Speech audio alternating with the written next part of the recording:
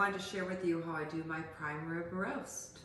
I have about 9 pounds here. So what I'm going to be doing first is come to room temperature. So I've had it sitting now for about 2.5 hours to get it warm from the refrigerator. It does make a difference when it is, especially when you go to braising. So I'm going to take it to my stovetop and I'm going to braise all sides of this roast. And then I'm going to bring it back and I'm going to salt and pepper it very heavily. It'll go into my roasting pan. I'm at 200 degrees and I will be, to get it to medium rare, which I like about 129 degrees, I will be about 3.5